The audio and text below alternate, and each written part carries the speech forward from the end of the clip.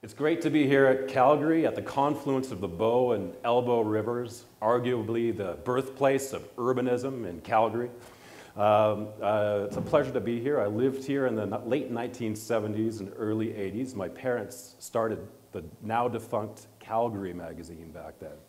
I was schooled in urban living and suburban living here, and it's a pleasure to be back. It's funny to come back to a place where the peace officers who patrol downtown wear cowboy hats, as do the people in the airports. I remember in the 1970s, there was a character who roamed downtown Calgary carrying shopping bags. He wore a big sombrero, a cowboy hat, in fact. And at every corner, he put down his shopping bags and let out a big yee-hoo. We knew we were in Calgary at that point. It was a shock coming from Vancouver, believe me. But today, I'm here from Montreal to tell you that I'm a straphanger. First, I better explain what that means. Straphanger is an old term. They still use it in London and New York to describe a user of public transportation. Somebody who's crammed onto a double-decker bus or a Hong Kong ferry or the Paris metro, usually standing and forced to hold a strap. I was delighted to see, by the way, that there are straps in the C train here, so the term is applicable in Calgary as well. So I have a somewhat broader definition of being a straphanger. For me, being a straphanger can mean being a cyclist or a pedestrian, because every trip on public transit begins and ends with a walk. And so many cities around the world are now investing in bicycle infrastructure as a form of public transportation.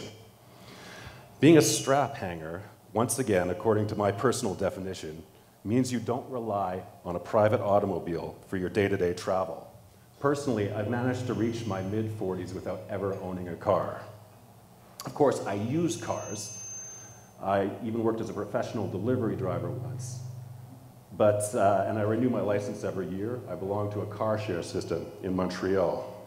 But for 95% of my travel, I go by foot, train, my own bicycle or bike share, and subway. Or because I live in Montreal, the metro.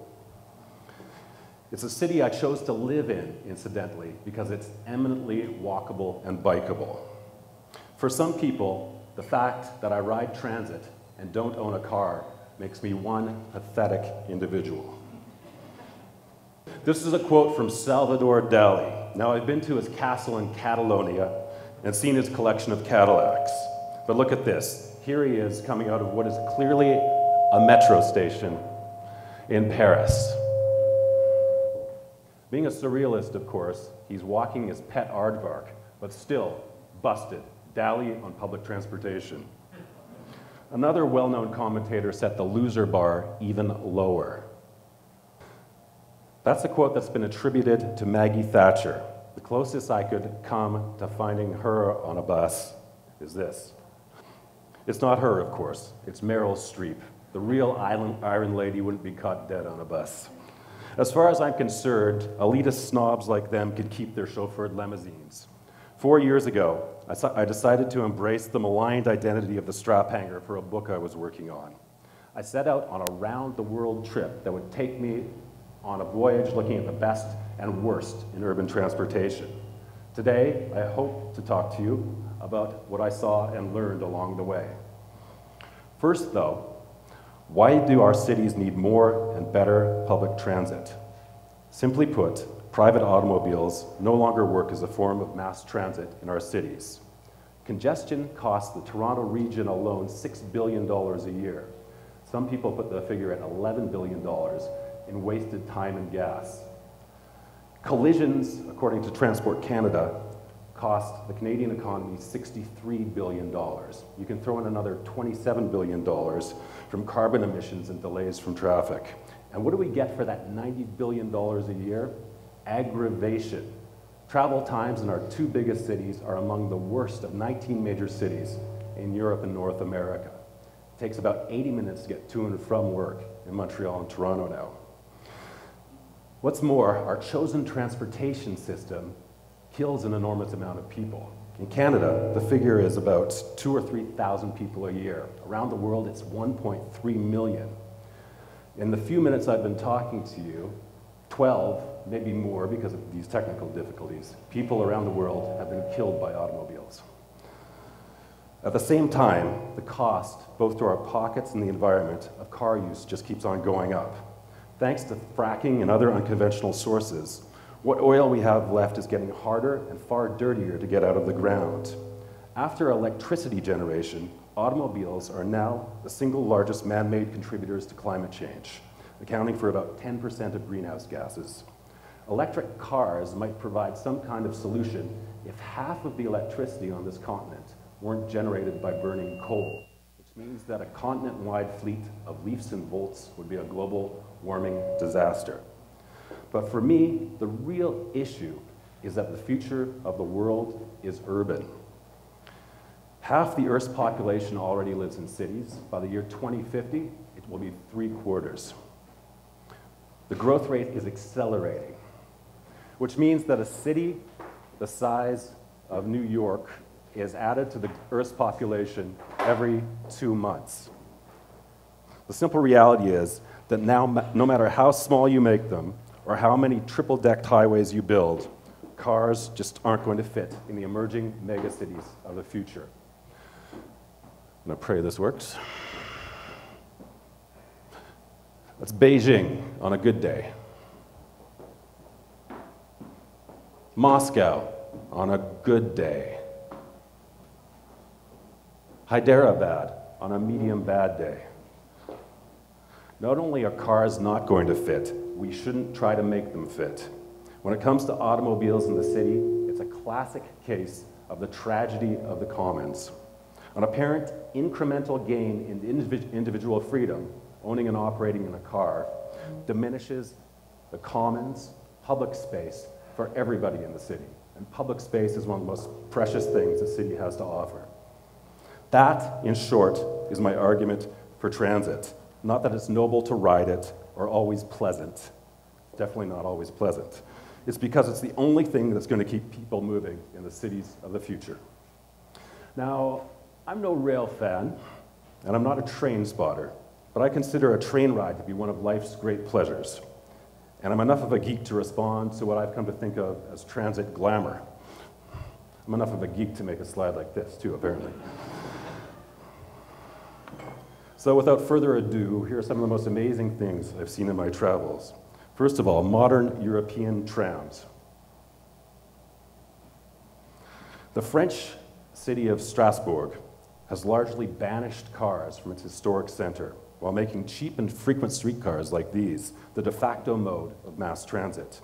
On one Saturday afternoon during my visit, I was amazed to see the way trams delivered people downtown. City Hall and local merchants initially wanted to build a subway system. Instead, they ended up investing in these great low-floor trams, which allow shoppers with strollers and people in wheelchairs to board easily. They roll right on. Here's another one in Montpellier. There are now 20 cities in France with these modern streetcar fleets, or tramway fleets as they call them. Toronto, which has the largest sort of legacy streetcar system in the world, or in North America, is adding 200 of streetcars like this. They're Flexity made by Bombardier in the next year. That's going to be a fantastic gain in comfort and quality of transit experience. Unfortunately, it's not going to have the kind of transformative effect in Toronto that it's had in French cities. What places like Strasbourg, Montpellier, Bordeaux, and Clermont-Ferrand have done is give almost all the downtown street space over to transit. In other words, they've kicked out the cars, which exponentially increases the speed and efficiency of the trams. Here's an example in Clermont-Ferrand and the great city where they make Michelin tires, and this is how it's introduced into the center of the city. The small business people I talked to in Strasbourg loved the trams and told me they would never go back to the days when their customers had to come by car. They've seen for themselves how a tram system, when it's properly implemented and run, delivers far more people, far more efficiently than cars ever could. Now, when I travel in the East, I go by train to Toronto, Ottawa, Quebec City. I love the ride, love the way it brings me from downtown to downtown, efficiently and quickly and comfortably. On a good day, when I'm going to Toronto, if we're not sidelined by a freight train, I can do the trip in about 5 hours, which works out to an average of about 98 kilometers between Montreal and Toronto. Some of you might remember that in the 1970s, Canada had a jet-nose turbo train that did the same trip in 3 hours and 59 minutes. Operated by Canadian National, it had a gas turbine locomotive that on one test run topped out at 270 kilometers an hour. That was a world record back then. For me, this is the ultimate example of transit glamour, high-speed trains like these ones. This is a magnetic levitation train. It's ridiculously fast. I rode the one that goes from the Shanghai airport to downtown. This is China's idea of an airport shuttle. It topped out at 430 kilometers an hour. It's close to being a jet on land. Like the Shinkansen, which is Japan's bullet train, and France's TGV, they do use a lot of electricity, but in terms of carbon emissions, far less than airplanes and cars in terms of mid-distance intercity travel. Canada, by the way, is now the only G8 country that doesn't have a single kilometer of high-speed rail. Thailand is building high-speed rail. Even the United States has the ASELA, which achieves respectably high speeds between, how are you doing? Is it better? Okay. Sometimes the old way is the best. Which achieves respectably high speeds between Boston and Washington, D.C. There's no reason, except for the limited vision of the federal government, that I'd argue, that we shouldn't have high-speed rail in Canada.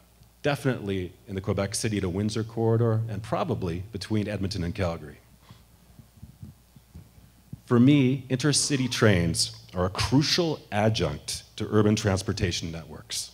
As anybody who has ridden the passenger rails in Europe knows, when trains mesh seamlessly with urban transit systems, a car-free life becomes not only possible, but the norm. Now, for me, there's nothing as glamorous as a big city transit system, especially a metro system. I've long loved Paris's metro system. That's the one I cut my teeth on, and London's underground has its charms. But in my recent travels, the one that really blew me away was Moscow's metro. Next slide, please. This is Komsomolskaya on line 1. To me, it kind of looks like Liberace's basement ballroom if it had been designed by master propagandists. Most stations have these vast zals, they call them, baronial entrance halls, which you reach by taking very fast, very long escalators. The Moscow Metro was explicitly conceived as a way of elevating the everyday citizen. It's transit with a thesis, and one of the only systems that is splendor engineered right into it. And Muscovites, I discovered, are incredibly fond of their old Stalinist system. For one reason, it's the one thing that keeps on working when the streets above are gridlocked, as they often are. And they're continuing to build the metro. Could you, next slide, please? Here's the Dostoevskaya station, named after the great writer. It's certainly the only transit stop in the world that has a mural of a would-be nihilist axe-murdering an elderly pawnbroker. Next slide. The Russians have a strange sense of humor. In my travels, I also saw a lot of examples of what I have to call bad transit glamour, or maybe transit fails. Transit that, while it might look shiny and sexy, doesn't really serve the city it's built for. This might be my ultimate example of a transit fail. Next slide, please. It's the Sydney monorail. It snakes, or used to snake, through the downtown, the central business district, and Darling Harbour. It's a one-way system. The stations are high off the ground. It's molasses slow, expensive, about $5 a ride. And it doesn't mesh with the city's other transit systems. Fortunately, the city and the state realized what a bad investment it was, and they tore it down. It's going to be replaced by surface light rail, much like what you have in Calgary. For me, the Sydney monorail, or Detroit's poorly implemented version of SkyTrain technology, is nothing more than a glorified people mover, like the ones they have in Disneyland. Next slide. What a city that's really serious about keeping itself moving has to think hard about is the kind of transit mode that fits its urban form. An example that I really like is Perugia's mini metro. Next slide. At first glance, it looks like another Disney-style people mover. But it's much more. Perugia used to be besieged by tourists in automobiles and tour buses during its summer festivals. It decided to solve the problem by closing its medieval center to traffic, except for local residents, of course, and at the same time building this cable-driven mini metro. Each of these driverless cars can carry about 25 people. A new one trundles along every 90 seconds. They go at a respectable clip, about 26 kilometers an hour, along dozens of kilometers of track. Local people use it for shopping, going to school. And as a bonus, the mini metro has revived the great Italian tradition of the late evening walk, the passeggiata. Next slide. Where, because there are no cars in the center, people can pour into the city streets and stroll without looking over their shoulders to see what's coming. Another example of unusual but successful transit that I've seen is the mid-levels escalators in Hong Kong. These are 20 linked escalators that go down in the morning and up in the afternoon. Next slide, please. They pass apartments and mahjong parlors and 7-Elevens and bubble tea shops. The only time that they don't run is during typhoons. Next slide. You can see the way they're kind of worked into the fabric of the city. A very compact but effective form of transportation. The Colombian city of Medellin has done something similar. This is the mega escalator. It goes up the equivalent of a 28-story building in one of the city's poorest areas, turning what used to be a half-hour slog, often with grocery bags and children, into an easy 5-minute ride. I'm showing you these two because they are solutions that are uniquely fitted to these cities, Medellin and Hong Kong's morphology and density.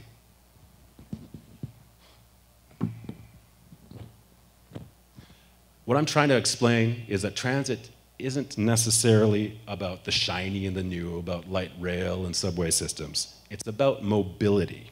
But mobility has to be matched with artistry and imagination to the city you're bringing it to. If you're looking for bang for your transportation buck, slapping $1 billion rail project on a city sometimes isn't the best way to go. Of course, not everybody lives in an Italian hill town or a hyperdense Asian city. In North America, it's been estimated that 45% of the population lives in central cities, older suburbs, and small towns, areas that can be very well served by transit. However, by surface area, as anyone who's ever flown over the continent knows well, about 80% of the continent looks more like this. Next slide. You'll notice all the cul-de-sacs, the loops and lollipops. Some people think that this kind of sprawl can be repaired, that density can be boosted, that dead malls can be turned into multifamily dwellings, and big box stores and strip malls can be repurposed. There is some of this going on, but it's a very slow process. This is the challenge that Calgary faces. Much of its post-war growth has been in what urbanists call auto-centric sprawl. It's a landscape that's singularly resistant to transit. Buses tend to circulate empty in such a landscape. When I lived in Calgary back in the late 70s and early 80s, my parents moved me to Cayuga Drive in the Northwest in a development called Foothills Estates. In some ways, it was a great neighborhood. It backed onto Nose Hill. There was a green belt. There was a great prairie grassland right behind me. But for a 12-year-old who'd grown up in Vancouver and Toronto and was used to having the free run of the city, it was a bit of a disaster. Can you switch to the next one? I went up on Google Maps and found my old address. Nose Hill seems to have been colonized to a certain extent since I left. Now, the predicament for me back then was getting downtown, which is where I wanted to explore the city, go to the library. I had to go, it was a kind of a long slog to the bus stop on 14th Street at the time. If I was living there now, I'd be able to go to the transit station here, the University Light Rail line. which would be an improvement to a certain extent, but it's actually a longer trip. It's about 2 kilometers as a crow flies and about 4 kilometers by the twisting streets. Many people are starting to say that in the future, this kind of landscape might be conquered by driverless cars and autonomous vehicles. It's a possibility. You can sort of imagine a driverless car coming by a light rail station and shuttling people the last kilometer home. That could happen, but that's in the future for now. For the time being, I'm more optimistic about the old neighborhoods closer to the city center, what they used to call the streetcar suburbs. Central Calgary has a pretty significant number of these. A good place to start in looking for dense neighborhoods like the Beltline, would be the 1945 Calgary Municipal Railway map, which I have here, if you can, which covered much of central Calgary at the time. The gray city is actually the modern city, or pretty close to being the contemporary city. But as you can see, it went from Tuxedo Park in the north to Ogden in the south and Parkdale in the west. And this tends to be the traditional gridded city where density can be more easily introduced. The problem is these days in too many Canadian cities, prospective homeowners who want to live in the center have only 2 housing options. Either a single family home that can cost $1 million in places like Vancouver or Toronto, or a cramped, and I'm sure in Calgary, or a cramped and barely affordable condo in a glass tower near the center of town. What Canadian cities really need, and this is a landscape and kind of density that's ideal for transit, is another option, multifamily dwellings in the 3 to 4 to 8 story range. We don't have enough of these in Canada now. This is the kind of landscape that's formed cities like Vienna and Paris and Copenhagen, cities that people rate with enviably high levels of livability and travel from afar to visit. Why don't we have more of these in Canada? The only reason I've been able to find in my travels and asking questions is there's a toxic mix of greed and NIMBYism and old-fashioned 20th century car-centric thinking out there. The sad reality, of course, is that planners have to work with the urban forms that they've inherited. And the legacy of the 20th century on this continent tends to be a more or less dense urban core and sprawled suburbs and exurbs. Paris surrounded by Phoenix, if you will. A challenge to work with, certainly, but not impossible to overcome. In my travels, I saw some cities that have been grappling with this urban form that so many Canadian cities have. Bogota in Colombia was one of the most successful. Next slide. A couple of visionary mayors launched a system called Transmilenio, a true bus rapid transit system, which relies on fast-loading, articulated buses running in dedicated lanes. They operate like subways on the street. People pay before they get on. There are platforms with multiple doors that slide open when the buses pull abreast, so people just shuffle on like they were getting onto an elevator or a subway. There are express buses that skip stations, like on the New York subway, and up to half a dozen buses can be loading and unloading at once. Next slide. Here's a picture of some of the station platforms they've built. Some of the big buses, the bi-articulados, next slide, can carry 270 passengers, as much as a 737. Transmilenio achieves the heavy hauling capacity of a subway at a fraction of the cost of heavy rail. It also revolutionized transportation in a city that had relied on a chaotic and dangerous system of private busetas that turned local streets into gridlock parking lots. When I visited the system, Transmilenio was overcrowded, and there was talk of building a subway, but most Bogotanos I talked to said that they liked Transmilenio and wanted to see the system expanded and improved. A crucial aspect of the system, and why I think it's applicable to a lot of North American cities, is the way that the system operates at the edge of the city. Next slide. When the heavy hauling yellow or red buses get to the edge of town, they meet up with small feeder buses, and they serve a sprawled landscape like a lot of the loops and lollipops we see in North American cities, bringing people close to their homes within walking distance. It's a system that I think is applicable to a lot of North American cities. So this is the Bogota model. Run a network of small buses with high frequencies so transfers are easy, feeding into a heavy hauling subway, bus rapid transit, or light rail system. It's simple, fast to implement, and applicable to North American cities. But now I'm going to return to North America, because a lot of these things can seem a little far out and distant from our daily realities. I'd like now to tell you a tale of two cities. Both have made significant investments in light rail, but only one has turned that investment into a success. Next slide. This is Metro, or why am I saying it like a French person? This is Metro, Phoenix's light rail system.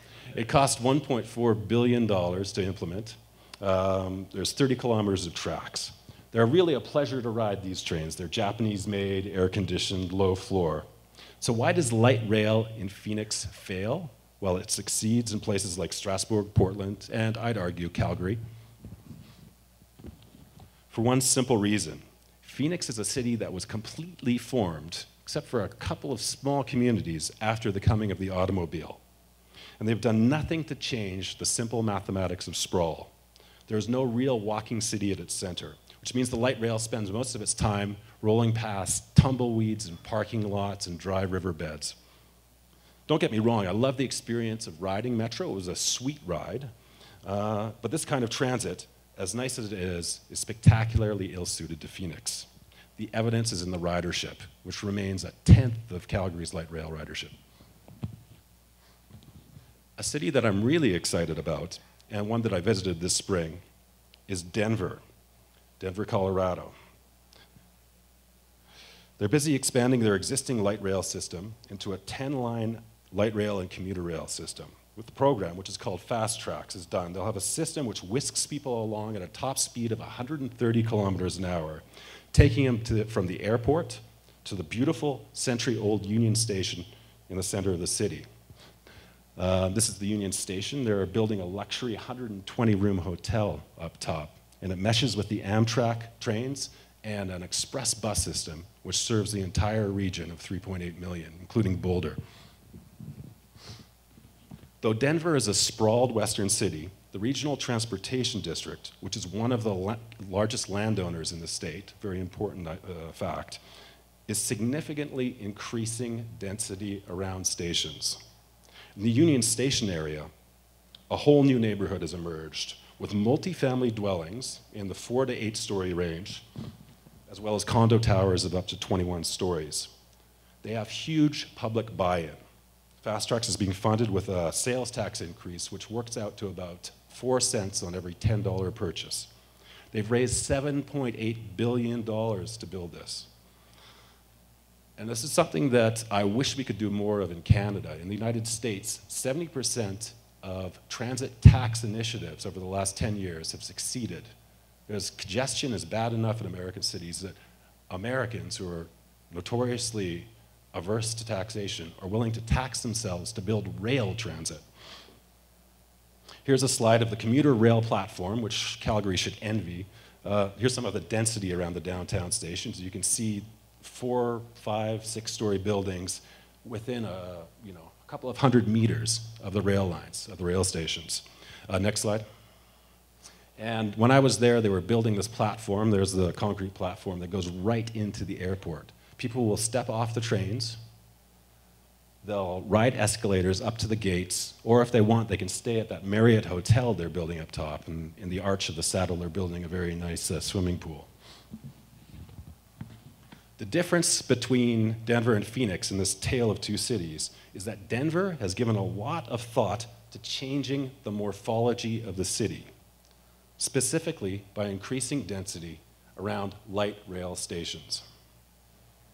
RTD bought Union Station in 2001. It was a derelict area at the time. Nobody used the station, a couple of trains a day. They bought it for $49 million. So far, transit has spurred $1.8 billion in investment around the station. Hotels, biotech companies, restaurants, residential, everyone wants to be nearby. All told, Fast Track's investment has brought 7 million square feet of new office space, 5.5 million square feet of new retail, and 27,000 new residential units to that neighborhood, or sorry, to the Denver metro region. Phoenix, on the other hand, has done very little to boost density, which explains why, when I rode Phoenix's metro, it was almost always empty. In Canada, by the way, there's a city that is also thinking hard about light rail, not just Calgary. It's Kitchener-Waterloo, which I visited recently. By 2017, this city of only 500,000 residents will open a 36-kilometer light rail line with 22 stations. They're operating a surface-running new generation streetcar. Next slide. Sorry, this is an image of the Fast Tracks network, which is pretty ambitious. They're going to have 10 lines, a mix of commuter rail and light rail, with frequencies of 10 minutes or less. And this, in Kitchener-Waterloo, is the streetcars that they're going to have in just 3 years. It's coming from an investment from the region, the province, and the federal government, $818 million altogether. For residents, the operational tax works out to about $11 per household, only in the service area. Only if you live in the service area do you have to pay this tax. They're building it, and I think this is crucial for Calgary, because Kitchener-Waterloo, the home of Research in Motion, the Perimeter Institute, where Stephen Hawking has an office, 2 leading universities and a large college, attracts international talent, as does Calgary. And they want people who are used to other forms of urbanism from around the world to stay. They want them to stay and raise families. And a lot of people say they want areas that they can walk in, that they can ride bicycles in. And these are the kinds of neighborhoods that are created by light rail and transit, when you do it right. They don't want to build more malls, more highways, more subdivisions. Like Denver, they're planning for transit-oriented development, TOD, an important keyword, around the stations. In other words, they're not just thinking about transit and transportation, but about city building. Of course, building transit that works takes a lot of money, but it takes far less money than it does to build more highways and roads. We've known this for a long time, building more roads is not a solution to gridlock. Next slide. Does anybody know who said this? Any guesses? No? No urbanism scholars? This is from the great 20th century urbanist and architecture critic, Lewis Mumford. He's one of my urbanism gurus. Here's an image of him. On the cover of Time magazine, they used to put urbanists on the cover of Time, looking a little bit like Pierre Trudeau about to go paddling in the backwoods. Along with Jane Jacobs, he's a real hero of mine. In the 20th century, they were among the first to warn us that if we continued to build cities around the needs of cars rather than people, we were heading down a road to ruin. Now listen, I live in the real world. I live in North America, and I don't think cars are going to go away anytime soon. They're very useful machines. Even cities that have seriously limited their use with congestion charges like London and Stockholm continue to rely on taxis and car share systems and delivery trucks. But there's already a lot of evidence that car use in North America is going the way it's gone in Japan and Northern Europe. People there might own cars, but they use them for weekend trips to the country, visits to the in-laws, because they tend to buy them when they have a kid or two later on in life, in their 20s or 30s, or picking up furniture at one of those big box Swedish stores on the edge of town. What they don't use them for is day-to-day commuting. So here's why I'm convinced that the future belongs to Straphangers. As the baby boomers retire, some of them are downsizing, opting out of square footage in the suburbs for condos downtown, or even homes in walkable small towns. This is a phenomenon that's happening all across North America now. More importantly, though, the boomers are now outnumbered by a little generation called millennials, who are now 90 million strong in North America. This is the generation that grew up in the suburbs, yearning for the city. They're the ones who have revived not only Brooklyn, Oakland, Montreal's Plateau, but are also making a go of it in downtowns of much smaller urban centers like Pittsburgh and Saskatoon and Cincinnati. Millennials, as a generation, are far less interested in car ownership than their predecessors. Amazingly, And this is a huge contrast from when I was a teenager. About half of American adolescents now say they'd rather have internet access than own a car. I can't imagine that back in the day of Bruce Springsteen and reading Jack Kerouac. But there's been a real change, a generational change. Many actually prefer going to school or work by subway, buses, or streetcars, mostly because they can get a lot of reading, texting, and tweeting done. They use Google Maps to plan their trips and an app to find out exactly when the next bus or streetcar is coming. Millennials are also instinctively multimodal, and an increasing number of them, while they might use the car from time to time, say they don't think they'll ever own one.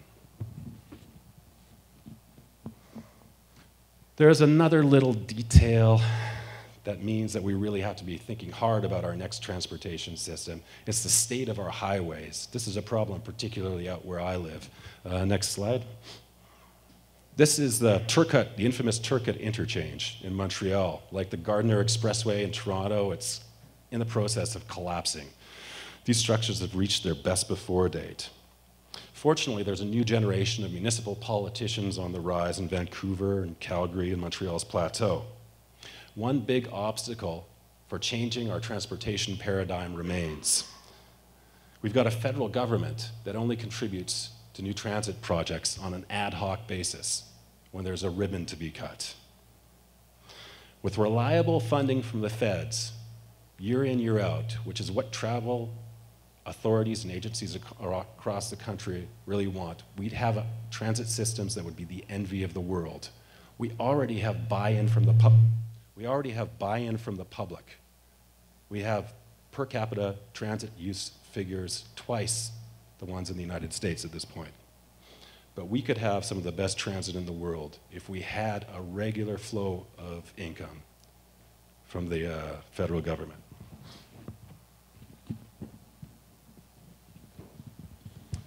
So, end of lecture. In my trip around the world, I saw back to the show and tell. I saw all kinds of transport vehicles. Strangely enough, it was the simplest ones that really stuck with me. Here's one I'll never forget. Next slide. This is the Mamachari, the Mama bike. These are the cheap and cheerful bikes that just about everyone in Japan uses to carry their groceries, or as you can see here, their kids. The interesting thing is they get them at department stores and park them outside their homes, but then they ride them to the train stations. So it's a multimodal trip in Japan. Here's another one that most people don't think of as transit, but as a key form of mobility. Next slide. Those little cloth-lined shopping carts that old men and women use in much of Europe, especially in the Mediterranean. It's one factor, along with living in multi-story apartments, often without without elevators. That means that people there are fitter and far less likely to be obese later in life. Finally, here's one I hope to get for myself. Next slide. My wife and I have a 3-year-old son, and we're thinking of having another child. We're shopping around for something that I saw in Copenhagen. It's called the cargo bike. 25% of families with 2 or more kids in Copenhagen have one of these. They're the SUVs of Denmark. You can carry 3 kids or a week's worth of groceries in one of these. Even the Crown Prince of Denmark uses one. Obviously, none of these offer the high-tech glamour of a high-speed train or a brand new light rail system. What they represent are partial solutions to the problem of mobility. Next slide. But add up all these partial solutions and facilitate them with efficient transit, more pedestrian and bicycle-friendly infrastructure, and you start to get what looks like a revolution in mobility. After all, why go zipping around in a car when you actually like the place you live? Which is why I think that everybody who considers him or herself an urbanist or a planner should be asking one very important question. Why are we building ourselves streets and neighborhoods and cities that we want to linger in rather than flee from?